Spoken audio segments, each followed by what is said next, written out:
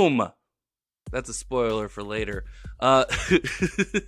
This is the Disinformed podcast. I am Michael, joined in a moment or two by Shane and Dr. Michael, also known as Doc or Michael the Greater. This was a continuation of the assassination of Alexander II. This is the part 3, so if for some reason you're joining us now, listen to the other first parts, and you'll quickly see that this is an actual continuation of the recording of part 2.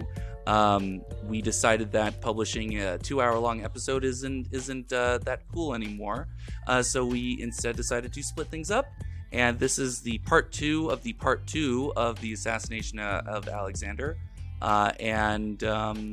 yeah, I hope you enjoy everything. Ooh. Anyway, you're sweating. So, the People's Freedom, figured that killing Alexander II would pretty much spark like a peasant revolt all across Russia and throw out all of this old czarist regime and institute a new sort of government within Russia. What that was remained to be seen because they had no part in it. They just wanted to overthrow the original government. So, those in charge, the executive committee, took it a step further when they formally sentenced Alexander II to death, meaning that they were actually going to take dedicated steps towards their goals, i.e. his assassination.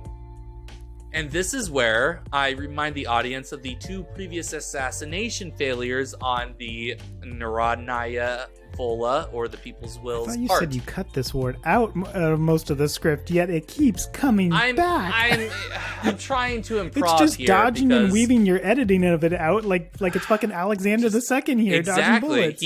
He refused to die, So just like that word. Add an E to your improv, and then let's move forward. Ooh. Okay, so this is where I remind the audience about the 2 previous assassination You already failures. said it, Michael. When they blew up a train that didn't have Alexander II on it, but a fuckload of fruit, and then they blew up a dining room in the Winter Palace before Alexander sat down to eat. The executive committee, ever the wiser from their previous attempts, still thought blowing shit up was the way to go. Mm-hmm. But now we'll send 4 of them.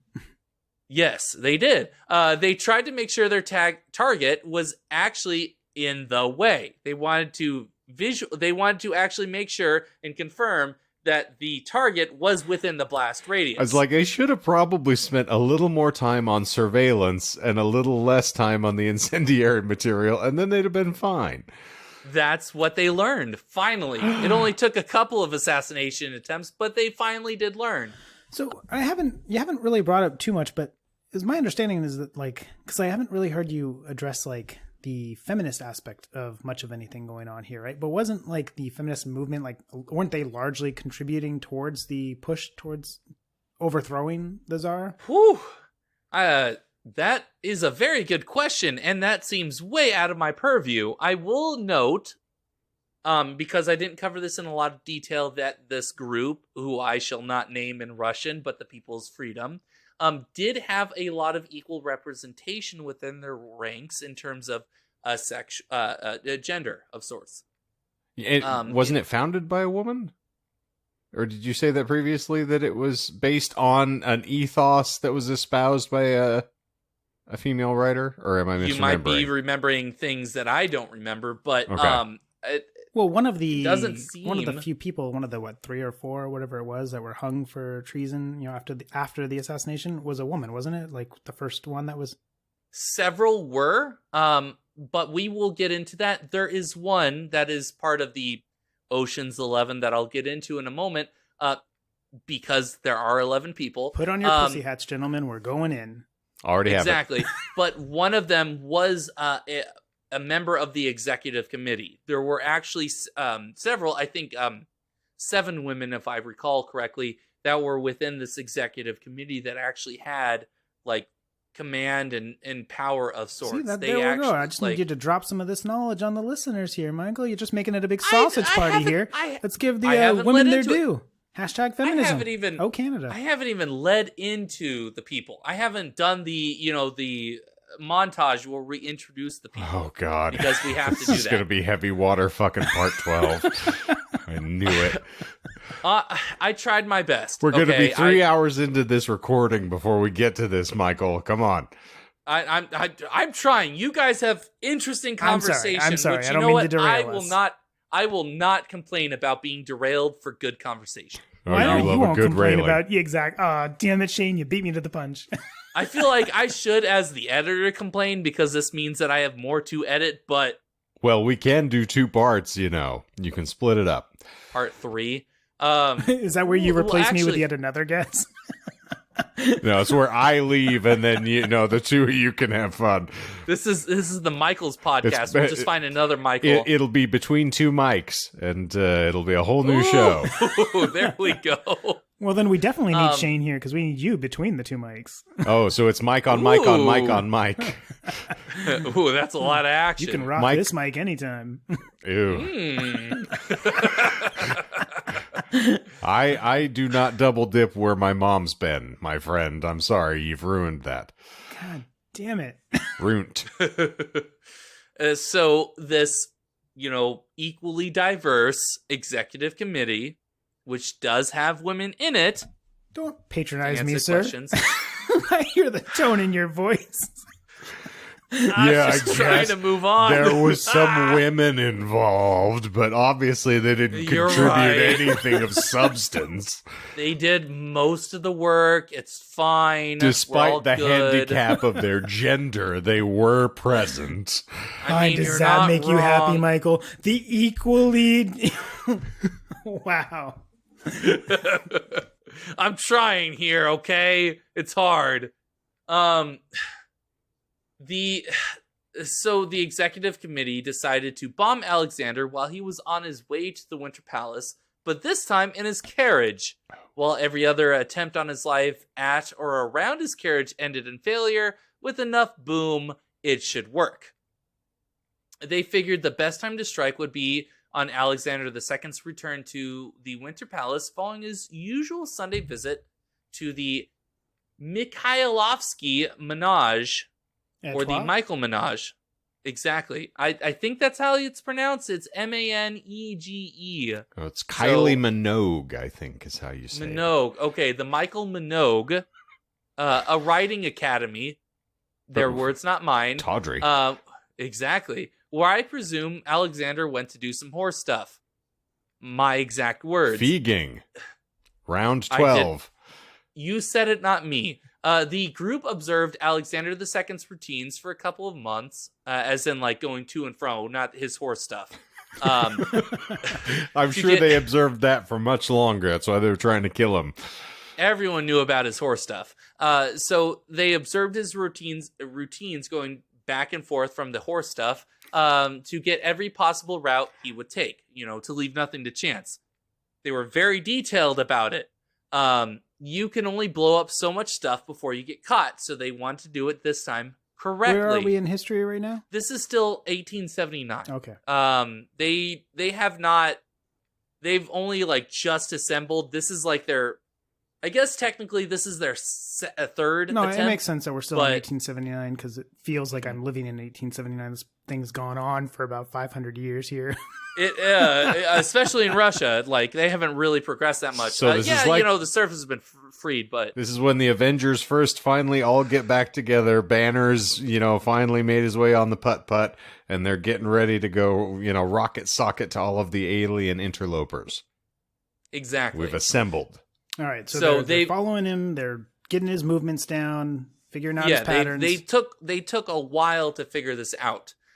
So Alexander took 2 paths home, either by going through the Malia Sadovaya Street, just a street from here on out, or by driving along the easier to pronounce Catherine Canal. If he chose the street, the plan would be to lay a mine under the street and station 4 bomb throwers nearby to jump in if necessary. If he took the canal path, only the 4 bomb throwers would be used. The date was set to March 13th, 1881. Funnily enough, the mine placed under the street brings to mind the group's assassination attempt at the Winter Palace.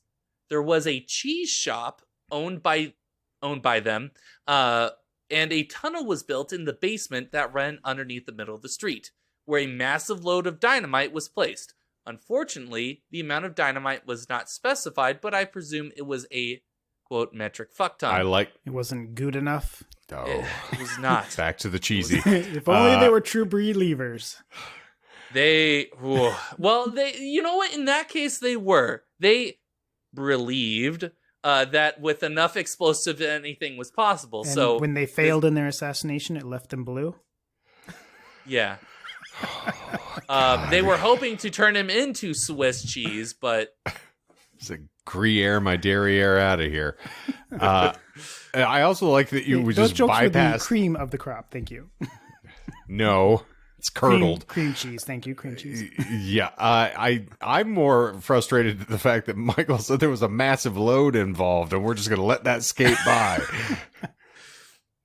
That's the only way I can describe the dynamite. It did not give the exact weight, as opposed to the down to the kilogram for the Winter Palace. Okay, all right. I could not find evidence of it. Well, the fuck ton. Here we go. So they're waiting for him to roll. Yes, this is the part of the story where I introduce what I'm calling the Ocean's 11, as the executive the executive committee recruited that number for their third attempt at deleting Alexander II from life. I'm gonna hop in with a quick lie check here. Sorry. So earlier when you're talking about when they're following his patterns and stuff, and it's because he's going to see the horse stuff, and all that. Like I know, like my understanding. That's why I asked what year we were in, because 1879. I thought, okay, well we're far enough away that maybe this is a different part of the story. But wasn't he going there for like the military roll calls and stuff? So it had nothing to do with like horse stuff. It was like he was just going there to find he liked to be there in person for the military roll calls. So I thought I thought you maybe were talking about something else, but then now we're circling to, we're on the Ocean's 11 people, so this is like that. So was the horse stuff lies? No, but that is a good point. Essentially, that he would watch cavalry units train, because it was like a riding station of sorts. It was an equestrian area. So he would watch people perform like maneuvers with horses. Okay, all right, cool. I just wanted to good point. Check a lie check there, but all right, good. No, it was a good point. I did have to look that up, because when I saw that it was called Mikhailovsky, which Mikhail is Russian for Michael, so I wanted to look a little bit more into it and kind of figure that out, because Thank you for explaining what Michael is in different languages. I would have never known. Well, if you didn't, definitely. Well, if you didn't, definitely the listenership wouldn't have. So I like to explain things overly, just go over the top, as a veteran of this show. So, all right, back to the Ocean's 11. I just wanted to do the lie check. The lie check failed, so we're back to Ocean's 11 here. You're totally okay, and you know what to do, so it's perfect. The past harmonizes, because I just resigned from one job today. I guess I could make it a clean sweep. Oh no! Please no! Please. No. Okay, moving on. Wow, I hop on the podcast, and Shane suddenly wants out. Thanks. No, because this son of a bitch is just starting in on again. Like here are the 12 people that got on the boat. I'm not talking about their carried mothers. The heavy water, and I'm like, I'm waiting for you to start talking about who got a fucking violin from underneath the deck, brought it up at 3:00 when they served tea, which just so happened to be an Earl Grey. The granularity is not necessary.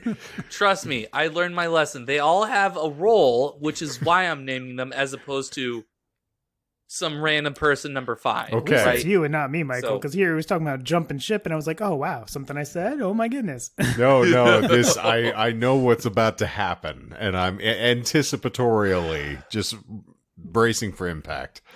Yeah. Okay. So, Ocean's 11, thankfully, none of them are named Alexander, because we had a lot of Alexanders in the last part, but there are 3 named Nikolai, so they will have their last initials included as well. I did not want to try and pronounce anyone's last names, because no. Russia. We could just call them Nick and go Nick in the morning, Nick in the afternoon, and Nick at night. Okay, if I can remember that, I will do that. Just waiting for green goop to fall out of the ceiling. Please.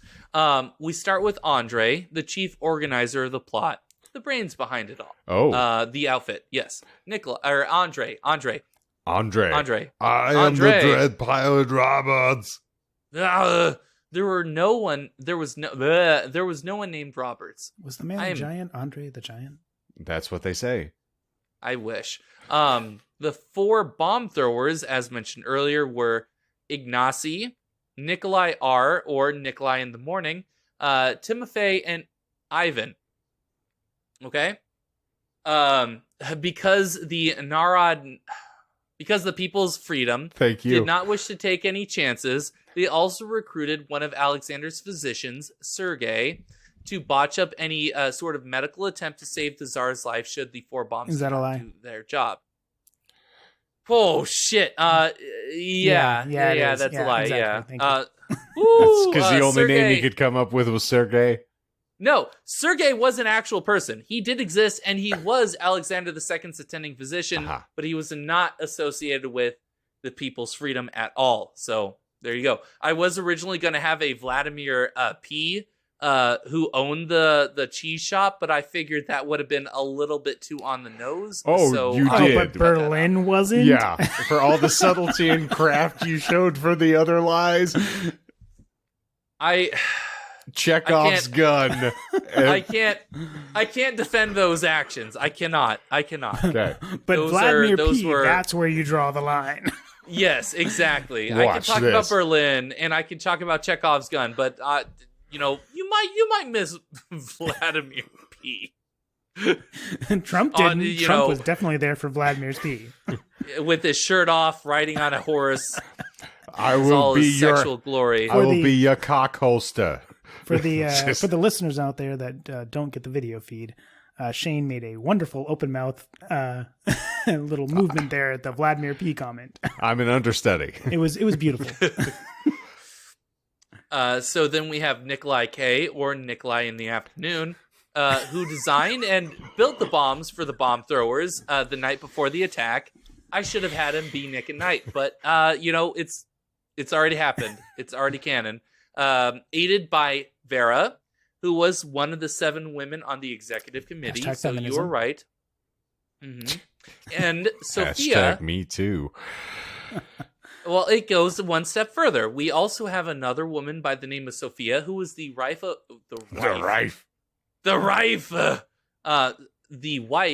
Andre, who was the brains. Oh.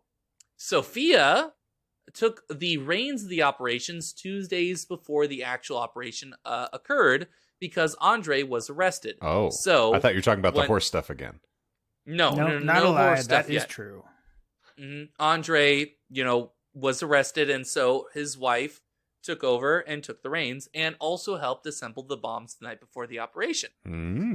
So we also have 2 other side characters, Hesia and Nikolai S, or Nikolai at night, or Nick at night, who lived in a nearby apartment as an unsuspicious married couple where the group would plan their heist. I mean, assassination attempt. That was their safe house. They pretty much were living in the safe house so that they would give the impression that, it was an actual abode. Okay. And that's all the members. We got Andre and Sophia, the power couple who organized the operation, Ignacy, Nikolai in the morning, or Nick in the morning, Timofey and Ivan, who threw the bombs, Sergei, I already said Sergei, who was the lie. Oh, you've already said all of these before. What brand vodka did they drink is what listeners really want to know. Obviously, what was it? What was the one that everyone thinks is Russian? Grey but Goose. Actually, like Swedish. I think Grey Goose. Yeah. Exactly. So on the evening, Smirnoff. There we go. The one that people poured down gutters when Russia invaded Ukraine, and Smirnoff isn't even like Russian in any way, shape, or form. Just like when Corona sales dropped during when the pandemic started. They're like, this name sounds vaguely offensive. I'm not going to support it anymore. I can't support this. Meanwhile, Budweiser tastes vaguely offensive. Vaguely is an operating term. So We got Andre and Sophia, the power couple. We got them all. The third time. Yes, we heard you the Fine. first time. I just wanted to make I'm sure not everyone fucking knew. doing a red string chart behind myself to follow this shit, Michael. Charlie Day style You should. there, going crazy. You should. It's always Anyway, sunny in here Moscow. we go. I got it. Let's go. Oh, he's got Here the we string. go. He's got the string. All right. Sergey connects to Sophia in the ass. There Well, we go. Sergey is a lie. You got to take that out of her ass. It was Yes, a lie. Andre's in her ass. I got you. Okay. Thank you. Quarter Because past they're, 3 in the husband morning. and wife. Exactly. Jesus. Finally, after much planning, and with Andre already out of the picture, March 13th had arrived. Alexander II watched some horse maneuvers at the Menage. Like you do. I'm presume. Yeah, exactly. And started to make his way home. Instead of turning down the street with the dynamite, he turned onto Bolshaya. He took the canal path. He took the canal path. Bolshaya Italianskaya Street. I think that actually rolled off the tongue Nailed better it. than I expected. Yes. He took the canal path. The canal path.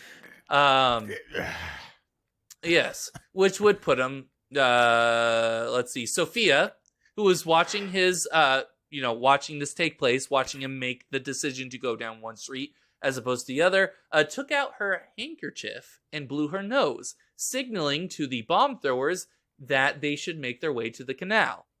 While making his way back, Alexander II decided to pay a brief visit to his I'm gonna cousin. hop in here real quick, Shane. That first of all, that wasn't bullshit as far as I remember. I mean, it's been a long time, but I believe that was true. But also, Shane, you haven't taken any stabs here. No swings at that. I'm back He is again brain dead because, as I because, said, we're fucking down to just the most granular of details. Yes. Like I She said took out at the her first, handkerchief and she blew her nose. she blew her nose 3 times because 2 times could be an earnest sneeze. But we know this about her, that she always sneezed twice. And she took so the handkerchief third, from her left pocket, not her right. Because Exactly. the right was in case she really had to sneeze. The left was the signal handkerchief. And also, she had a white handkerchief for the signal. She had a peach handkerchief if she actually needed to, I quell think it was hay salmon fever. colored, actually, Shane. But you're on. Well, point. we're splitting hairs. Yeah, no, I don't know colors, but so what? The salient point is, she was a woman, and that's what's important for everybody to note here. Yes, Hence, because the this ability. group was equal representation as best as they could. No, I was saying You're is why right. she had multiple colors of kerchief. to stuff the bra with. Is that what We're talking more utilitarian Yeah, as yeah. men folk. We only do one kerchief. If she goes up I to just a need my C cup, sleeve. he's going down the canal. If she goes up to an E cup, he's going down the street. How much more of just this shoving- shit do I have just to shoving sit through, tissues into- Michael? It's not that much. Like, it's not that much. David It's not- I Copperfield promise. pulling shit out of his nose for 5 minutes. It's.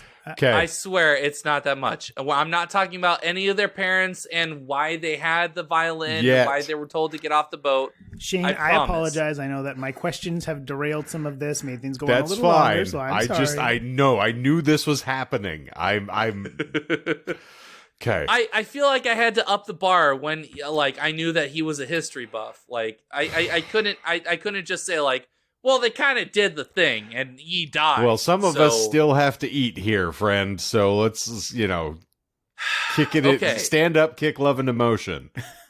Done. While making his way back, Alexander paid a brief visit to his cousin, the Grand Duchess Catherine.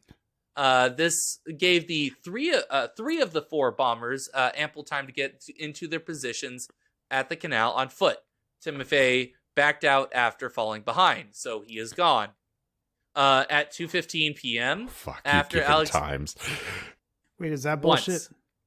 Once. 2:15 is correct. No, that he fell Based out. on Timothy fell away. Oh yes, no, he did back out. He couldn't make it in time, so there was only 3 bomb. the shits. Throwers. Exactly. The So, Trotskys, if you will. I'm sorry. Okay. that is the most accurate statement I've ever heard. He had the Trotskys. He had to back away. He moved to Mexico, where he was eventually assassinated with an ice pick. But neither here nor there. Well done. And not at- this one. Not Different this story, one. different day. Continue. Exactly. At 2:15 p.m., after Alexander's carriage had passed a small stone pier on the canal, Sophia gave Nikolai in the morning, or Nick in the morning, Nikolai R, the signal, and he threw his bomb underneath the carriage. The carriage was bulletproof and, as such, sustained very little damage. Bulletproof? That's right. It's Yes. true. It was a gift from Napoleon III. It's the Pope-mobile? Yes, he learned his lesson after 5 assassination attempts. Okay. He was like, you know what? People shoot at me enough times. All right. I want it bulletproof. And I actually did not know that that was a gift from Napoleon III. I knew that they were best buds. I did not know that that was a gift. That was cool. Exactly. So, threw the bomb underneath the carriage. The carriage wasn't really damaged. The Tsar emerged shaken but unhurt from the carriage, while Nikolai in the morning was captured almost immediately. The carriage actually was pretty fucked up, Mike. Well, I didn't say that it wasn't. I just said he emerged from the carriage. You said it was undamaged. That's a no. lie. I said the Tsar emerged shaken but unhurt from the carriage. Spooked I didn't say the carriage shit out of the horses. I didn't say the carriage was There was unhurt. some I slight said damage he was to the not. radial axles. They weren't able to proceed along the canal path any longer. Well, And so he had to go back to his cousin because he's like, you know what? Like, my carriage is broken. I got to call an Uber. no, the only reason why I hopped in here, Shane, to say that was because Michael went on some long diatribes earlier on in the podcast about some really like dull stuff, whereas this is the good meat stuff. Like, so the carriage was actually really messed up, and several Cossacks died, so they were like blown the fuck up, right? So he comes out. Yeah. Alexander the Second comes out. He's told, "Don't go out there," right? And he's in one of the police captains nearby, if memory serves correct, had said like, "Hey, I can take you away. Like, we can go right now." And he was like, "No, I'm going to go check on my people first. Then I'll go with you." Right? So he's like stumbling out. He's all fucked up. His carriage is messed up. There's like people like missing limbs and stuff all around. So this is the way Michael could have laid the scene. We could have skipped a lot of the earlier stuff to just lay. See, this is where I cut out stuff because I knew if I talked about the butcher's boy, like the butcher's son and everything like that, that was like a big part in a lot of people's recounting of this, where there was this like 14-year-old boy that was like terribly maimed, and everyone talked about this guy. Because like, and maybe I misunderstood earlier, but I thought you had said something like the carriage was fine. He gets out, he's a little shaken, and I'm like, no, the scene was like savage. There's blown up body parts around, and they're like, yo, Alex, we got to get the fuck out of here. And he's like, no, I got to check on my people first. Here we are. He was shaken but unhurt. Shaken, I not didn't stirred. mention the carriage. He was yes, shaken, yeah, not stirred. exactly. Oh. He came out like, what the fuck was going on? This is the first and last time that Shane will invite superfan Michael to the podcast. No, I was going to say, waiter, can I have my check, please? Check, please. Yes. Gold star moment here. Okay, can we talk about maiming children some more? Because I'm actually interested now. Well, I don't recall reading that this butcher's son was mortally wounded, but he was wounded enough that a lot of people cared about him because he is in the record. I didn't see any other accounts of other, bystanders being horrifically maimed. They were, but no one mentioned because they were peasants. But this one kid was mentioned extensively in several different sources that I had. And so when when Alexander emerged from his apparently extensively damaged carriage, shaken but unhurt, he wanted to survey. He wanted to figure out what was going on because this isn't his first time being an assassination attempt. He wanted, usually like he gets out, the crowd has already captured the assailant, and then he can talk to him because this isn't the first time he's talking. Exactly. No, this isn't the first time he's like had a crowd capture his assailant so he can talk to him. No, I thought he was getting out because he's like, this is not first rodeo. I do horse stuff all the time. Exactly. So Nikolai in the morning was captured. He yelled, when he was captured, he yelled out to his contemporaries, the two of them, in the crowd. Two people, Alexander's coachman, or those who weren't from the 1800s, his driver, and his chief of police, which I initially included his name, but I did not want to try and pronounce it. So they begged Alexander to leave. Wish you had just made like that you decision said. a few more times. You're not wrong. They begged him to leave, but the Tsar disagreed. He wanted to see the perpetrator, i.e. Nick in the morning, and to survey the damage. In response to his anxious entourage, Alexander II replied, "Thank God I'm not touched. I am untouched." Whoa. Thank God I am not touched. Yeah, No touch And then the chief of police was like, "I can touched." fix that for you." And that's what all of Michael Jackson's little kid visitors said as well. Thank God I am Indeed. touched. I'm blue. Dabba-dee. Hey, Dabu die. But he reset, "I'm untouched. I'm not hurt." Since fuck the you universe, since the universe obviously loves irony, that was the exact moment the second bomber, Ignacy, Said, "Hold who my was beer. already close. Hold my vodka." Exactly. He was close to Tsar already. He made a sudden movement and hucked his bomb right at Alexander's feet. According to one source yelling, "It is too soon to thank God." The second explosion ripped through the air, and both Alexander and Ignacy fell to the ground. So, since people, can I call bullshit on the yelling, "It's too soon to No, thank that's God"? true. I remember that. according to one source, I didn't see it on the main source that I had used, but at least one source cited that he had said something to that. My, effect. my history So, yes. teacher from one of my uni classes, like in my first or second year, was like told us all about this stuff, and he thought it was hilarious. So I remember that. Don't count your You're not wrong. chickens. That's right. Exactly. Alexander was like, the second was a big, strong guy too. Like the guy could like grab like a solid like steel forks and stuff, and like literally like bend them and tie them up in a knot and stuff. He would do that to like intimidate ambassadors and shit. So Alexander II was like kind of a badass. Yeah, so heaven help us what he did to the horses. He probably was like, "This one can't walk. It's maimed. Well, it couldn't it's lame. walk by the Just time he was crack their finished with neck." it. That's for sure. Bing. I mean, true that. And that's when he went to town. So the second, Alexander and Ignacy were thrown to the ground. Since people had surrounded the Tsar after the first blast, some 20 additional people were injured and thrown backwards. The chief of police, who had also been injured in the second blast, found Alexander II leaning on his arm. He later wrote, "I was deafened by the explosion. Heard His Majesty's weak voice cry help. Gathering what strength I had, I jumped up and rushed to the Emperor.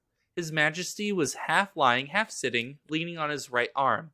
Thinking he was merely wounded, I tried to lift him, but the Tsar's legs were shattered and blood was pouring out of them.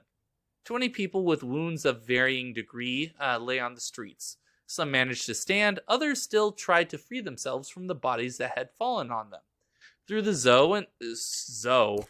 snow, completely pulled everyone out of that. I'm back here there. going like, when you say he's half lying, half sitting, I'm like, so he's doing like the Playboy pose? Like he's like, ugh. That's honestly how I pictured him based off of the sources that I had read. Looking He at was kind of Leonardo just, like, DiCaprio, leaning. paint me like one of your. Exactly. Except for his legs were like horribly maimed and blood was pouring out of them. Yeah. Paint me like one of your anatomy victims. Paint me like one of your dying girls. Let's see. Through the snow and debris, you could see fragments of clothing, epaulets, which I think I'm pronouncing incorrectly. No, epaulets is shoulder yes. pads. Epaulets, okay. Shoulder pads, for those who aren't aware. Sabers and chunks of human flesh. I'm glad you threw in Unquote. chunks of human flesh alongside shoulder pads. It was a very jarring quote. The 80s were a strange time, both in the 1800s and 1900s. Shoulder pads and strewn flesh. Exactly. The Tsar's legs were absolutely destroyed, just like his chief of police noted, shattered just below the knee and bleeding profusely. And his face, one decorated with a magnificent mutton chop / mustache combo, I may add, was mutilated. Thankfully, though, Alexander was fairly uninjured, aside from his face and legs being mangled beyond all recognition. The reduction on this episode now. He was fairly unmaimed. He was only half a human being at this point, but he was okay.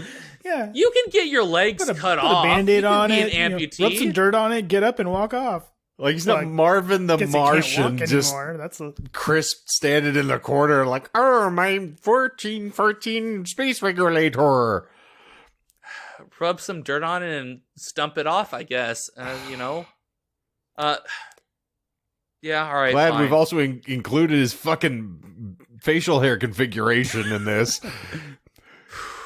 Well, you kind of called a lot of the lies, so I'm happy. This is the point of the Wait, show. that's it? You finished your story? Is that? No, it is not. But I just God, I had hope. It is too early to thank God. We're almost done. I swear. Well done, we're Shane. almost Well done. Almost done. Okay. It's too early to thank God. So, yeah, he was horribly maimed. Mortally wounded. You saw past the lie. He wasn't going to shake it off. Also more or less fine. So, morally, he was injured in a lot of ways. He didn't know. So, my initial lie was that he was fairly uninjured aside from his destroyed legs and his maimed face. But that with a little bit of medical intervention, he would pull through. That was the lie I was getting to, but since you guys were like, he was what the fuck are you talking maimed, about? But also perfectly fine.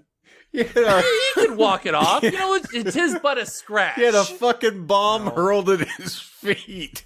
He's not okay. He was not. No. You're right. Also, You're right. this particular episode is literally about the assassination of Alexander II, and we're like 2 hours in. He'll live. Yeah, I swear. The whole episode's a lie. He lived. Oh, dear. So, Ivan. So, all right, we already know he's bleeding out. He's dying. All right, don't need to lie about that. Ivan, the third and last bomber at the scene, stood with his bomb-laden briefcase ready to act if he felt Alexander would pull through. Him, along with other bystanders, rushed to answer the Tsar's barely audible cries for help. Alexander could barely whisper, in part because his face was horribly maimed. And not because his mustache was in his mouth. No, because that had singed away. Take me to the palace. There I will die. Take me to church. Is that a lie? No, he actually, according to the sources that I read, that is what he was able to whisper. Because honestly, to add to it, he had his entrails kind of like leaking out. Uh-huh. As you do when a bomb goes off at your feet. Exactly. His legs were maimed. He was bleeding out. His organs were leaking out. His face, but his mustache was horribly on disfigured. Point. It was on point until it burned away with the shrapnel and all Your that. mutton chops on fleek, Prince. Woo-wee! Slayer. So he was carried by sleigh to a study in the Winter Palace, where almost on the same day, 20 years later, he had signed the Emancipation Edict freeing the serfs. Members of the Romanov, his dynastic line, came rushing to a study. See, Michael skipped a kind of a neat little fun fact too, Shane. Ooh, go for it. The third assassin, that was hanging out there with the briefcase, or like the third bomb. It was rolled up in the newspaper or whatever. He stuffs it under his arm and then helps Alexander onto the sled that takes him off to the thing. So the guy that was good. Really? Yeah, so the third assassin, just in case shit went south, tucks the bomb under his arm and helps the blown up emperor here onto the sled that takes him away. So that's just kind of a neat fun fact there, right? The third level of That would have Inception. been cool to find. Yes. Damn. I mean, I'm not the bad guy. I'm helping him onto the thing that's going to take him to where he's going to die. So, how could I be? Yeah, exactly. I just love the mental image of oh shit, okay, no, good, it worked, cool. And then just tucking the bomb under your arm and let me help. Let's get that guy on. We got to get him taken care of. Yeah, fantastic. So while he's dying in the Winter Palace study, his family members, rush to him, and his attending physician, Sergei, who is not affiliated with this terrorist group, joins them. This is where I would add another lie, mentioning that he had tried to, make him pull through, but pretty much gets him to die. But you called out that Sergei was a lie, and the fact that he had not life-threatening injuries also was a lie. So this lie, where I would have explained where Sergei kind of helped him die by being a bumbling doctor, kind of falls flat. So you guys, by virtue of getting the other ones comboed into getting this lock. Don't give me a goddamn lick of credit for this. I'm just trying not to die over here. Fair. So immediately regretting letting Superfan Michael join the podcast. No. I'm He's enjoying like, this how immensely. long is this thing going on for? I just wish you had presented the fucking episode. Yeah, because you got way more interesting data information than I do. Holy shit. Berlin. I don't even know what kind of source. Well, okay. We don't need to talk about that lie, all Berlin. right? We'll always Ich bin have ein Berliner. That's right. We'll always have Berlin. That's what they tell me. We'll always have Berlin. And this is the beginning of a beautiful friendship. As the blood drained out of Alexander II, members of his family asked Sergei how long it would take, to which he responded about 15 minutes. Alexander was quickly given communion and last rites, and his personal flag was lowered at 3:30 that afternoon. For the last signifying to the public that Alexander, the one who had survived 5 previous assassination attempts, finally kicked the bucket. You also skipped some like juicy details about his personal life there, because he was like married, but he had a little piece on the side there for like a decade and a half or whatever. And then when his wife is like dying of tuberculosis or something like that, I can't remember what she was dying of, but when she's dying of something, he moves in the mistress into like the palace, and she's got the floor right above his wife who's dying. And because of that, all of his kids like turn on him and hate on him, because like, you know, like their mom is dying, and he's got his like, you know, little side piece upstairs, you know, bouncing around with the kids. I do also like that you said that she's got the room above, which means she was also probably hearing their merrymaking as she's laying on her deathbed. That's one of the rumors that, if memory serves correct, that she got to hear the joys of their coupling. That's right. She got to hear the Russian anthem. So they had a horse in the upstairs room, is what you're saying. Yeah, and I'm like, several. Also, you know, Michael, you left some low hanging fruit here, because you expelled upon some stuff that I didn't know about, and don't really care to know about. Well, but let's just not take away from the fact that we are talking about a beautiful mustache and just an exquisite pair of mutton chops. No, I'm just playing, Michael. You did a great job. You did fantastic. There was just you missed all these interesting things, but and your presentation was kind of shit. But you know what? You did an okay job. No, you did great, Michael. And truth be told, I didn't actually do the research for this episode, so some of what I said, while I'm remembering as best as I can, you know, shit, maybe some of this is a lie. Like, I don't know. You know, I'm just kind of half remembering, but I do remember some of this stuff that if I'm right on this, and I'll go and look it up after the fact just to confirm, but if I'm right on this stuff, you definitely left some like kind of like interesting little tidbits there, because I could have known less about the handkerchief that the chick was blowing her nose with, and a little bit more about the side piece upstairs getting railed while the wife is dying on the bed downstairs and all the kids turning on him. And also, I will note, I do know where Russia is on a map. So there. All right. Well, I need to completely restructure how I write my episodes. But it sounds like the Doc, Michael 2.0, Michael the Greater, will be writing the historical episodes from here on out, because I didn't know any of that shit. And that is absolutely fantastic. So look forward to Alexander Part 12.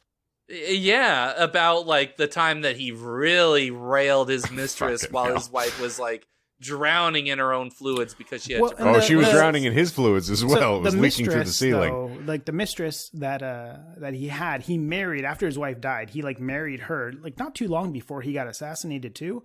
And then she like lived in Russia for a while, if memory serves. And then she like went off to like England, and she was supported by like the Queen for a while, just through like a stipend there. She ended up dying in like poverty and stuff. So I was about to say, and that woman is Helen Mirren. Jane Judi Dench, but close. No. The dame. Q? Yeah.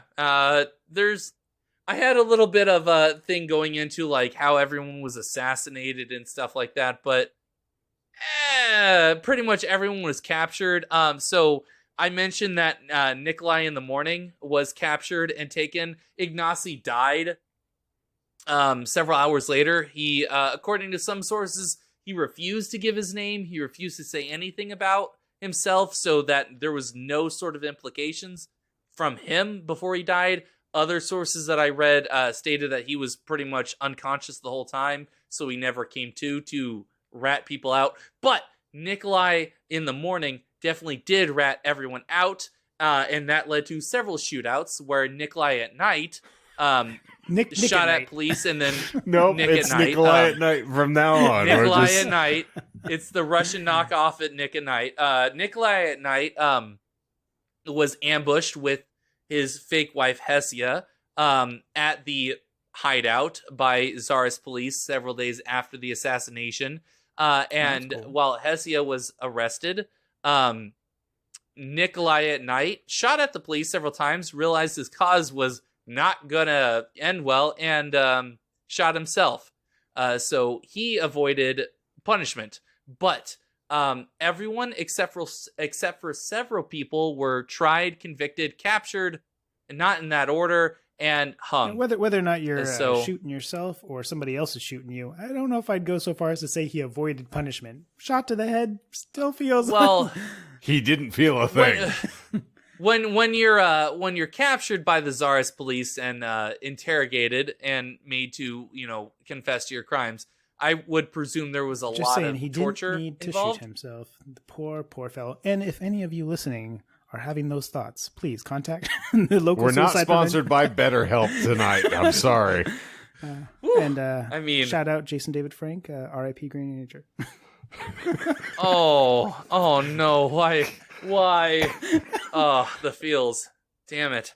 I wasn't expecting to feel during this assassination attempt. I was going to say, help help decrease the surplus population. If you want to take yourself out, you have my endorsement. We got better on one side.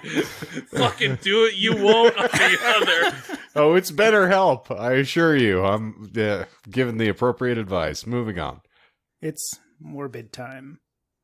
Yeah, actually, in a God way. damn it. So it's Morbin time too. Best movie of the year. The Russian people, of which the People's Freedom assumed would rise in glorious revolution upon the death of Alexander II, were outraged by this assassination attempt. So much so that Alexander II's heir, Alexander III, inherited the throne without nary a complaint.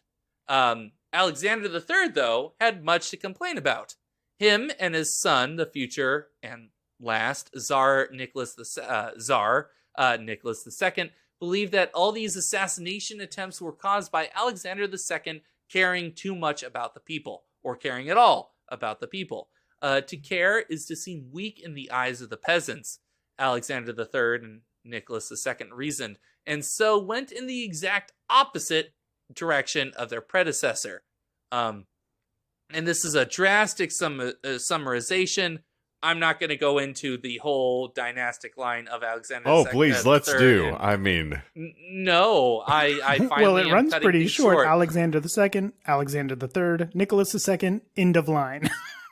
Exactly. Unless you technically, believe- there was a Michael involved, I think, because Alexander II passed it on to his brother, which I think was the name Michael, but Michael said, "No, I'm not for this life," and completely abdicated, and that abdicated. Abdicated.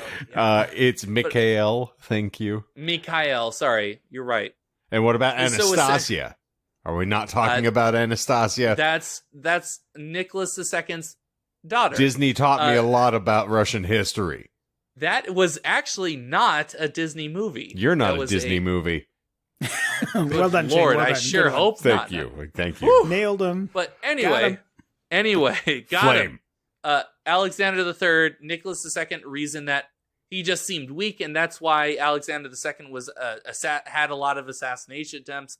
So any sort of reform they were absolutely against. It only took revolutions, like outright revolutions, where thousands upon thousands of people died for them to concede any sort of reform whatsoever. And it was because of this lack of forward thinking and just absolute, just being against doing any sort of reform that helped lead to people just being fed up enough that we had the revolutions that led into the Russian Civil War. You also So- completely skipped past the like Russian-Japanese war there, where the Russo-Japanese war, where they lost all of their Crimean fleet because they thought they could sail around. Yeah, got their ass all of handed Asia to them by little tiny Japan. There, that was pretty. Yeah, but that's like parts 3, 4, 5, and 6. Well, let's just cry me a river and get this thing, build a bridge and get over it. It was the reaction to Alexander II's sort of reforms that his successor said, "Fuck that." Yes, we're not doing that. We got it. Done. That was it. Thank you. That was all. Fuck you. Bye. Well done, Michael. Don't let Shane. You shut the fuck up. I'm driving this ship. It's the end of the episode. It's the end of the podcast. 3 fucking hours later, I can't feel my feet anymore. It's like someone threw a bomb at me. Shane, my mustache is disheveled. Of having me on. How dare you? Yes, I do. Absolutely. I've never wanted to die more in my life. Yeah. But Shane's like, okay, we can't have this Michael guy back on thank you it for lessens joining. our listener views by 100%. You're gonna listen anyway. Don't lie. You have to hear your glorious debut. I must revel in my Russian knowledge. Fund the revolution. Michael, what were the lies we missed, if any? Okay. Because Michael, how about you tell me what the lies were? Okay. I feel like you would know. Actually, I think you got them all. No, we missed Berlin. No. The Russian Revolution, as sparked by David Bowie, leading all of the goblins up out of the labyrinth. You got all of the lies. Really? No, Michael got all of the lies. Doc. I'm scrolling through. Yeah, you got them all. Oh. Surprising. Not surprising. Not surprising with to me. Berlin. Well, that's the most fucking humble brag bullshit. I don't know about anything, but allow me to tell you about Alexander's bowel movements, because I heard once he had so much protein from eating those horses. Oh my god, he passed a football betwixt his buttocks. You did get all of the lies. Well, all right, I'm done. It was a bit unfair though, because Michael invited me on for a history podcast, right? If he had done anything math or whatever oriented, I'd be dead. There's a reason why I don't talk about my actual doctoral thing that I'm studying that is going to take me 30 years to do that I'll fail out of. So, well, I look forward to having more lengthy discussions about the great Jim Cornette in our future here, because it's going to come back with all the wrestling. But no, this was a real detailed the lies for the listeners so that we can actually enumerate these things further. So, the first lie was mentioning Berlin as a Russian city. As much as all Russians would love that Berlin was Russian, it is not. It is German. The second lie, I used a GameStop logo or motto as "Power to the Players" trademark. No, the movement where a bunch of intellectuals went into the countryside and were all promptly caught by the police was going to the people as opposed to power to the players. I mentioned Chekhov's gun for a splinter group of the Land and Liberty terrorist group, I guess. No, it was named Black Reparation. Repartition, sorry. Let's see here. We got Ocean's 11. Damn. Someone's gonna come after us for that. Yeah. Black Reparations. Who's ever heard of that stupid shit? Oh, God. I'm sorry in advance for anyone listening out there. I am completely in favor. Moving on. You got Ocean's 11. You called out that one of those was bullshit. You called out the actual person that was bullshit. You called out Sergey for lie number 4. Let's see here. You called out that Alexander was not maimed. And I think I missed some other one around here, but you also got that by proxy of getting all the other lies, you got the final boss lie where Sergei did not attempt to save Alexander and botched it terribly so that Alexander did die and made it look like an accident. So there you go. So, quick question: the way you were going to present that lie, was it related to, like, were you going to talk about there being like a bullet fragment in his body still, and they tried to get like a metal detector, but the frame under it, and try to like make it like the American Assassination just to mix us up? Oh shit. Apparently I was co-opting something that I was not aware of. Yes, I was going from that angle, but I was not aware that that was an angle that had already been done. So the presidential assassination. Who was it? Garfield? McKinley? One of the guys? McKinley. Yeah, McKinley. I like that you remember all of the Russian history. Oh my God, you're right. I did that 3 weeks ago, and you're like, I don't know the guy's fucking name. Fuck. Yeah, no. So I was. Yeah. In a nutshell, yes. I was gonna say that he, instead of noticing or paying attention to the bleeding, shattered legs, he wanted to try and pull shrapnel out of Alexander II's chest, which would have involved cutting him open, which, since he didn't do any sort of transfusions or tourniquet or anything for the legs, Alexander II would have just bled out in surgery. So someone's there you standing go. over him criticizing Sergei's technique, and he turns to him and says, Tony Stark built this thing in a cave. And fun fact, that is how the game Operation came into being. Man.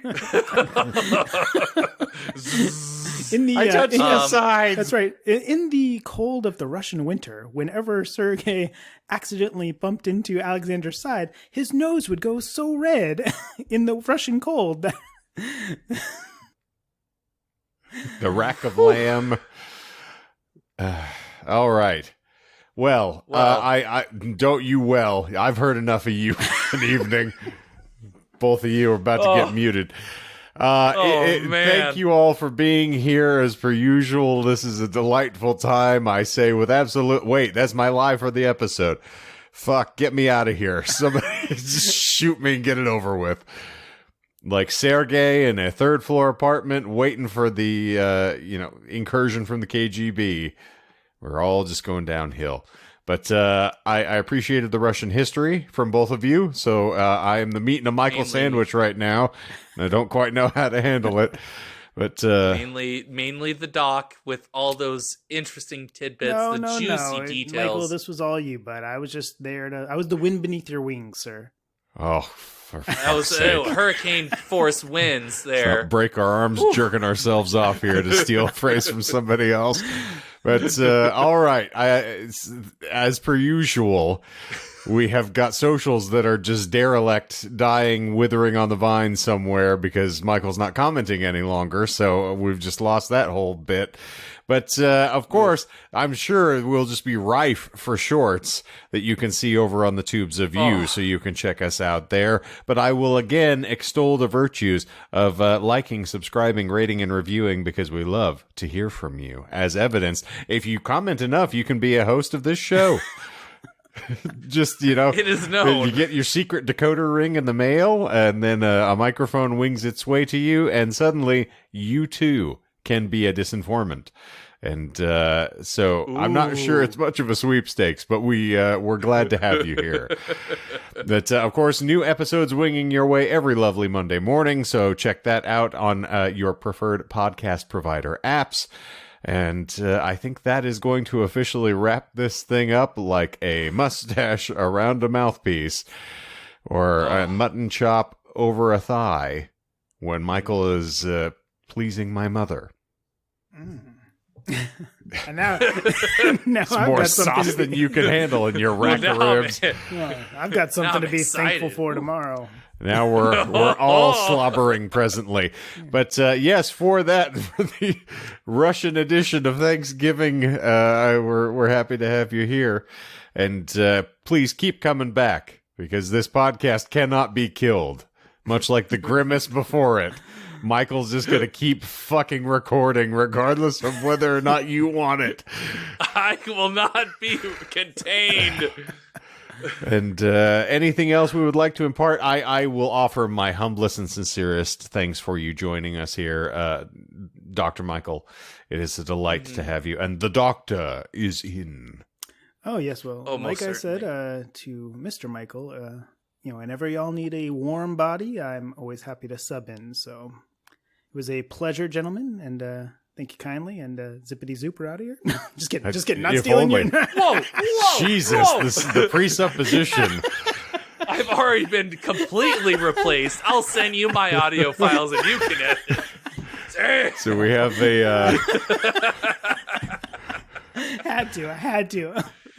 You're fine. It's like every Michael gets one. So for a warm body, a cold heart, and a mumbling mouth this evening, I think that's going to wrap this fucker up. So for the Disinformed podcast this week, I'm Shane. I'm Michael. Fuck me. Oh, no. I goddamn quit. That's it. I'm out. And I'm the editor. And zippity zip here.